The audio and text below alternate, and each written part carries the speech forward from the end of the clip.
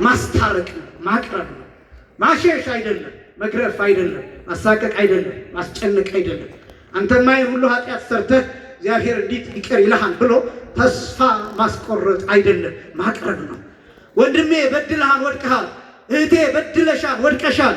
ነገር ግን እግዚአብሔር መሐሪ ነው፣ ይቅር ባይ ነው። ይህን ያህል አቡነ ዘበሰማያት ድገሚ፣ ይህን ያህል ስግደት ስገጂ፣ ይህን ያህል ጹሚ፣ ከዛ እግዚአብሔር ይቅር ይለሻል ብሎ ፈቶ ወደ እግዚአብሔር ማቅረብ የመጀመሪያው የካህናት አገልግሎት ነው። ሁለተኛው ግን የምእመናንም ጭምር አገልግሎት ነው፣ የእናንተም አገልግሎት ነው። የዘማሪያን አገልግሎት ብቻ አይደለም፣ የመምህራን አገልግሎት ብቻ አይደለም፣ የካህናቱ የመነኮሳቱ አገልግሎት ብቻ አይደለም፣ ወደ ቤተክርስቲያን የቀረቡ አገልጋዮች አገልግሎት ብቻ አይደለም፣ የእናንተም አገልግሎት ነው። ሰዎችን ከእግዚአብሔር ጋር የማስታረቅ ኃላፊነት አለባቸው። ለምሳሌ እዚህ ገዳም ስትመጡ በጣም ብዙዎቻችሁ ብቻችሁን መጣችኋል። ቤተሰቦቻችሁን ለምን ይዛችሁ አልመጣችሁም? ጓደኞቻችሁን ለምን ይዛችሁ አልመጣችሁም? ሌሎች እኮ አያፍሩም። በመንገድ ሊሰብኩን ሲሞክሩ አያፍሩም። ክርስቶስን ሊያስተዋውቁን ሲሞክሩ አያፍሩም። ኢየሱስ ጌታ ነው ብለው ሊሰብኩን ሲሞክሩ፣ በፊታችን ሊዘምሩ ሲሞክሩ እኮ ሌሎቹ አያፍሩ። እኛ ለምንድን ነው የምናፍረው? ምድረ ገፍት እንሂድ፣ ምድረ ከብድ እንሂድ ለማለት ለምን እናፍራለን? ስለ ጻድቁ ለመመስከር ለምን እናፍራለን?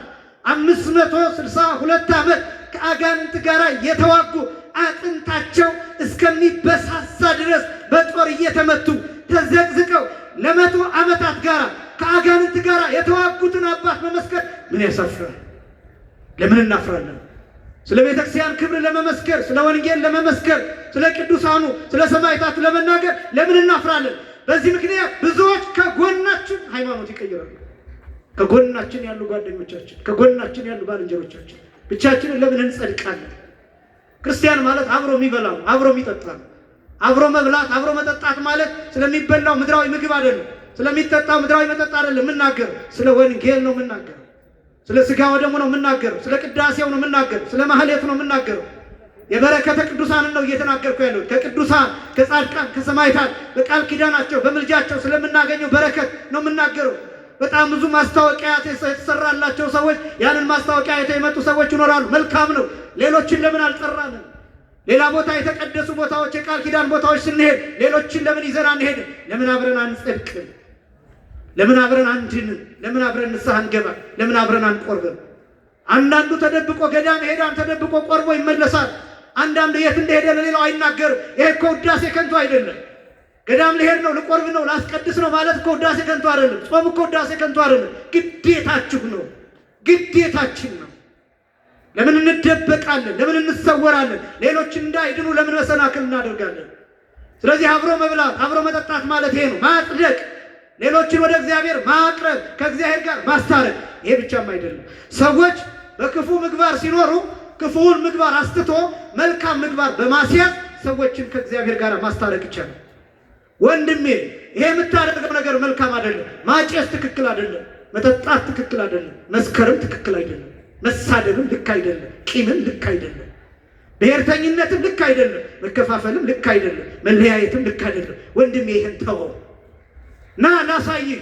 ብርሃን የሚበራበት ቦታ፣ የብርሃን ዘረገላ የተዘረጋበትን ቦታ ና ላሳይህ።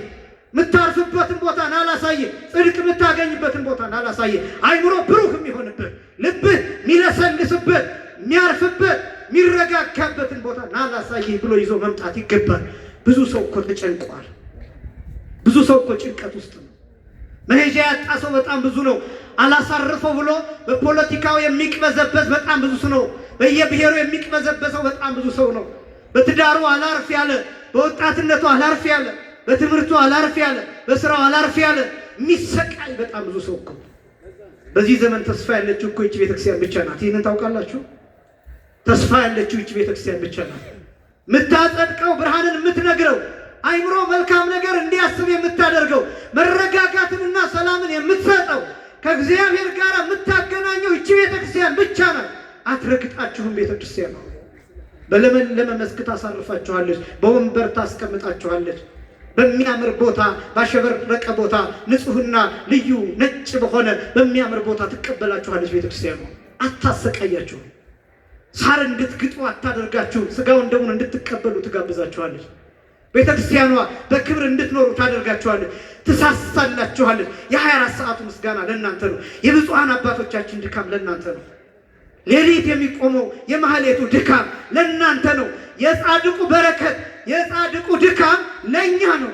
ይህን ማወቅ ይገባል።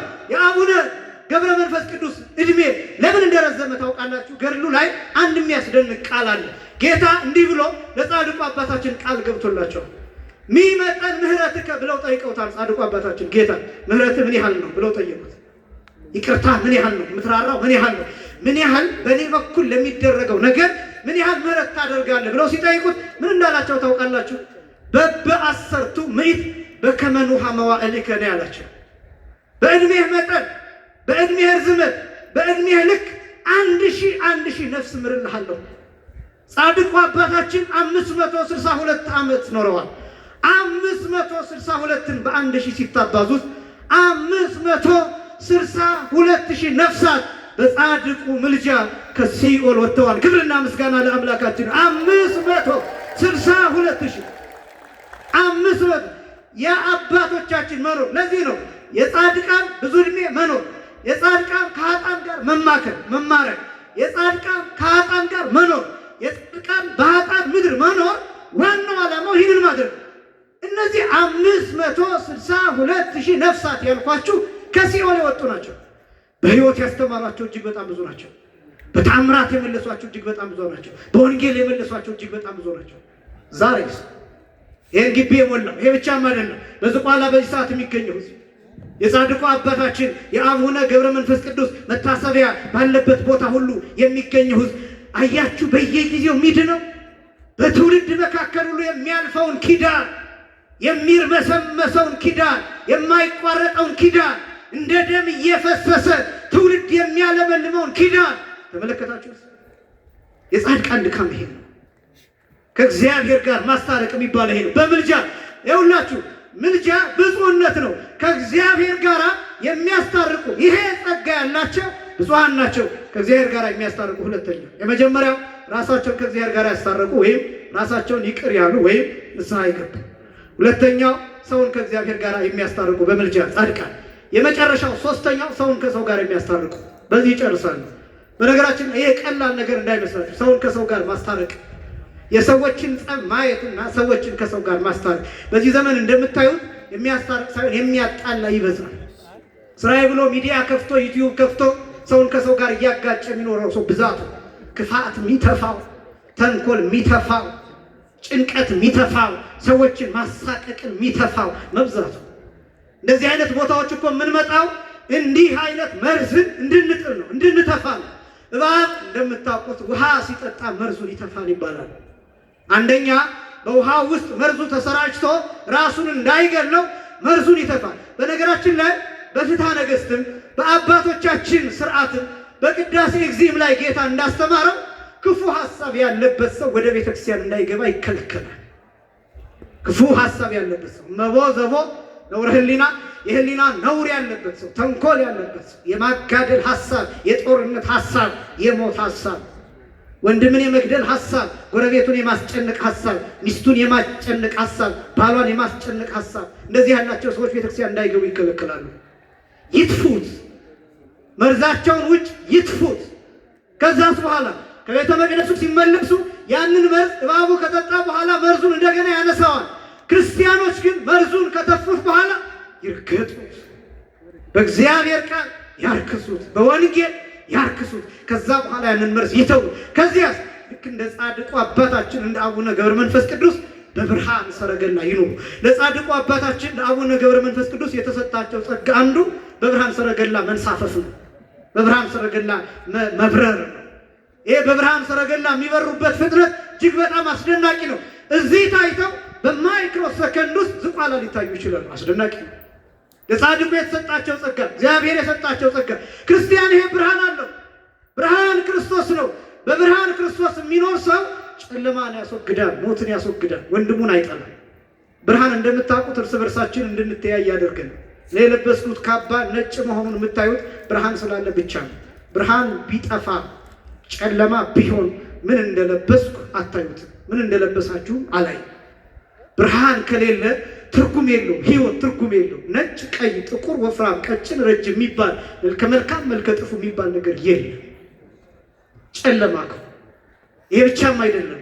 ብርሃን ከሌለ ጨለማ ከሆነ ሰዎች በገደል ይወድቃሉ፣ በባህር ይጠልቃሉ፣ እንቅፋት ይመታቸዋል፣ እርስ በርስ እንጋጫለን። አሁን ያለንበት ግጭት፣ አሁን ያለንበት ጦርነት፣ አሁን ያለንበት ሞት ክርስቶስን ካለማወቅ የመጣ ነው። እርስ በርሳችን መታረቅ ያቃተን፣ መስማማት ያቃተን፣ ሌላውን ተውትና መደማመጥ እንኳን ያልቻልነው ሁሉ ተናጋሪ፣ ሁሉ ተንታኝ የሆነበት ዘመን ነው። እንደምታውቁት ሁሉ የሚንጫጫበት ዘመን ነው። ሁሉ ሰፊ አፍ አለው፣ ሁሉ ዩቲዩብ አለው፣ ሁሉ ሚዲያ አለው፣ ሁሉ ቲክቶክ አለው፣ ሁሉ ምንም ነገር አለው። ሁሉ የፈለገው ማለት፣ ሁሉ የፈለገው መተርጎም ይችላል። ትውልድን ወደ ፈለገበት ጉድጓድ መምራት ይችላል። ለዚህ ነው ጌታ ሲናገር እውር ለእመ መርሃ ሊሆኑ ይወድቁ ውስተ ግብ፣ እውር እንዲመራ ሁለቱም ጉድጓድ ውስጥ ይወድቃሉ ነው የሚለው። በጣም ብዙ ጉድጓድ፣ የየራሳችንን ጉድጓድ የቆፈርንበት ዘመን ነው። ትንቢተ ኤርምያስ ላይ ምዕራፍ 2 ቁጥር 12 ላይ ሲናገር ወከረዩ አዘቅተ ዘኢይትረከብ ማዩ ሀደጉኒ ኪያየ ነቃማየ ሕይወት ይላል። ሁሉም ውሃ የማይገኝበትን ጉድጓድ ቆፍረዋል ይላል። እኔን የሕይወት ምንጭ የሆነውን የሕይወት ጉድጓድ የሆንኩትን እኔን ትተውኛል። የፍቅር ጉድጓድ፣ የፍቅር መገኛ፣ የሕይወት መገኛ የሆነውን ክርስቶስን ትተን የየራሳችንን ጉድጓድ ቆፍረናል። በዚህ ምክንያት እርስ በርሳችን መስማማት አቅቶናል። ብፁዓን ገባርያነ ሰላም፣ ሰላምን የሚያደርጉ የሚታረቁ የሚያስታርቁ ብፁዓን ናቸው ይልና በጣም የሚገርመኝ እስመ እሙንቱ ውሉደ እግዚአብሔር ይሰመዩ ይላል። እነሱ የእግዚአብሔር ልጆች ይባላሉ ይላል። ሌላ ቦታ ይሄን አታገኙትም። በእነዚህ በዘጠኙ ብፁዓን ውስጥ የእግዚአብሔር ልጆች ይባላሉ ብሎ የገለጠው ይሄን ብቻ ነው። የሚያስታርቁ ሰዎች፣ የሚታረቁ ሰዎች፣ ራሳቸው ይቅርታ የሚያደርጉ ሰዎች የእግዚአብሔር ልጆች ይባላሉ። ጻድቁ አባታችን አቡነ ገብረ መንፈስ ቅዱስ የእግዚአብሔር ልጅ ተብለው ይጠራሉ። ክብርና ምስጋና ለአምላካችን ይሁን። የጻድቁ አምላክ የተመሰገነ ይሁን። የእግዚአብሔር ልጆችን ደግሞ እናከብራቸዋለን። የእግዚአብሔር ልጆችን አክብረን እኛም በረከትና ቃል ኪዳን እናገኛለን። በዚህ ምክንያት በዚህ ተሰባስበናል። ይህ ቦታ ትልቅ የቃል ኪዳን ቦታ ነው። እንደሚታወቀው ነገ ታሪኩን በስፋት እንደምንሰማው የጻድቁ አባታችን የአቡነ ገብረ መንፈስ ቅዱስ የእረፍት ቦታ ነውና፣ ስለዚህ በዚህ ቦታ ታላቅ በረከት የምናገኝበት ነው። አምላካችን እግዚአብሔር ለሁላችንም የማያልቀውን በረከትና ጸጋ እንዲያድለን የእሱ ቅዱስ ፈቃድ ይሆንልን። ይቆየን። ወስብሐት ለእግዚአብሔር።